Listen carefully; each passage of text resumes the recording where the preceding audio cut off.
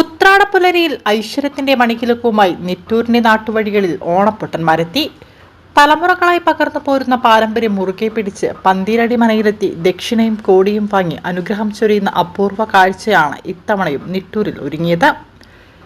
ഓണത്തെ വരവേൽക്കാൻ നാടും നഗരവും ഒരുങ്ങുമ്പോൾ ആചാരപ്പെരുമയുടെ പകിട്ടുമായി നിട്ടൂരിന്റെ മണ്ണിൽ ഓണപ്പൊട്ടന്മാർ ഇറങ്ങി. ഓലക്കുട ചൂടി മണികിലുക്കി ചുവട് വെച്ച് നീങ്ങുന്ന ഓണപ്പൊട്ടന്മാരുടെ ഈ നിര നിട്ടൂരിന്റെ മാത്രം സ്വന്തം കാഴ്ചയാണ്. നിട്ടൂർ വെള്ളോലിപ്പിലെ മലയ സമുദായത്തിൽപ്പെട്ട 7 പേരാണ് ഇത്തവണ വേഷമണിഞ്ഞത്. ഉത്രാട നാളിൽ അതിരാവിലെ വേഷപ്പകർച്ചയോടെ വീടുകളിൽ നിന്നിറങ്ങിയ സംഘം നേരത്തെ എത്തിയത് പ്രശസ്തമായ പന്തീരടി മനയിലേക്കാണ്.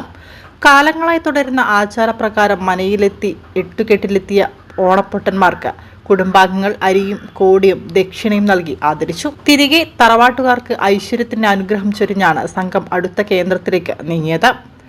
മറ്റു പല തൊഴിലുകളിൽ ഏർപ്പെട്ടിരിക്കുന്നവരാണെങ്കിലും ഓണമെത്തുമ്പോൾ അത്തം മുതൽ വ്രതമെടുത്ത് ഇവർ ഓണേശ്വരന്മാരായി മാറുന്നു. ദിവസങ്ങൾ നീണ്ട തയ്യാറെടുപ്പുകൾക്കൊടുവിലാണ് ആടയാഭരണങ്ങളും മുഖത്തെഴുത്തും പൂർത്തിയാക്കുന്നത്.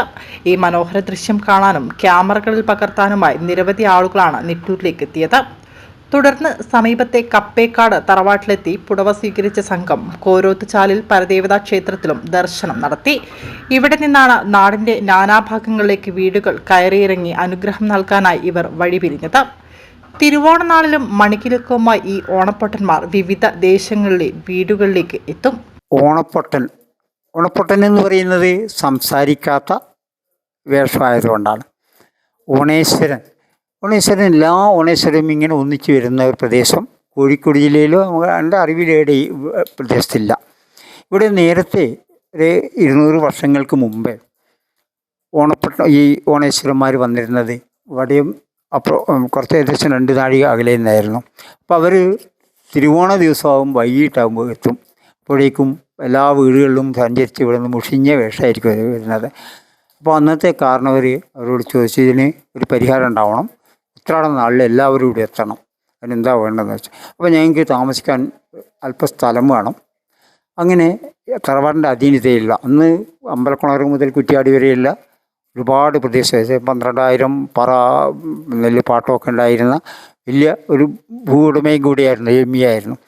അപ്പോൾ വെള്ളോലിപ്പിൽ എന്ന് പറയുന്ന കുന്ന് അങ്ങനെ തന്നെ ഏകദേശം 3 ഏക്കറോളം വരുന്ന ആ ഭാഗം ഇവർക്ക് ഫ്രീ ആയിട്ട് വിട്ടുകൊടുത്തു.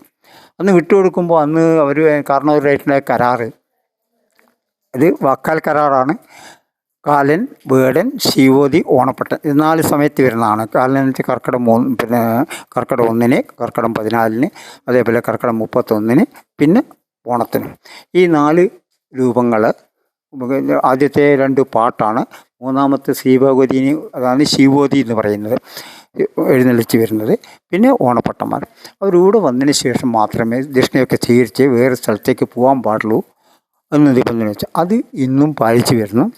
അപ്പോൾ ഇടക്കാലത്ത് 89 ഇവിടെയുള്ള വീട്ടിലെ ലാസ്റ്റ് താമസക്കാരനും കൂടി പോയതിന് ശേഷം വീട്ടിലാരും താമസക്കാരില്ലാതായി. അപ്പോൾ ഇവരൊന്നും സ്വീകരിക്കാൻ വേണ്ട രീതിയിൽ സ്വീകരിക്കാൻ ആൾക്കാരില്ലാതായപ്പോൾ ഞങ്ങൾ നമ്മുടെ കുടുംബാംഗങ്ങളുടെ ഒത്തുചേർന്ന് രൂപം ഉണ്ടാക്കി. അത് ഞങ്ങൾക്ക് സ്വീകരിക്കാമെന്നുള്ള രീതിയിൽ അങ്ങനെ അത് തുറന്നു വരികയാണിപ്പോൾ. പിന്നെ അവരെല്ലാവരും കൂടെ വന്ന് നിങ്ങൾ ഇവർക്ക് വരുന്ന ആൾക്കാർക്ക് പിന്നെ വിഷം കിട്ടി ദക്ഷിണ, അതേപോലെ അരി, പിന്നെ വസ്ത്രം, ഇതൊക്കെ കൊടുക്കണം. അതൊക്കെ വലിയ ഭാരിച്ചെലവ്, എല്ലാവർക്കും കൊടുക്കുക എന്ന് പറഞ്ഞാൽ ഭാരിച്ചെലവ് വരുന്നതാണ്. അതുകൊണ്ട് തന്നെ അത് അന്യം നിന്ന് പോയതായിരുന്നു. അത് ഞങ്ങൾ പുനഃസ്ഥാപിച്ച് ഇപ്പോൾ കൃത്യമായിട്ട് ഞങ്ങൾ ഓരോരുത്തരും അത് സ്പോൺസറായിട്ട് കാര്യങ്ങളൊക്കെ ഭംഗിയായി ചെയ്തു വരുന്ന എത്ര അംഗങ്ങളുണ്ടെങ്കിലും ഈ ഓണേശ്വരൻ അഥവാ ഓണപ്പൊട്ടൻ കിട്ടി വരുന്ന മുഴുവൻ അംഗങ്ങൾക്കും ആവശ്യമായ ദക്ഷിണ, അതേപോലെ അരി, ഉണങ്ങലരി, പിന്നെ വസ്ത്രം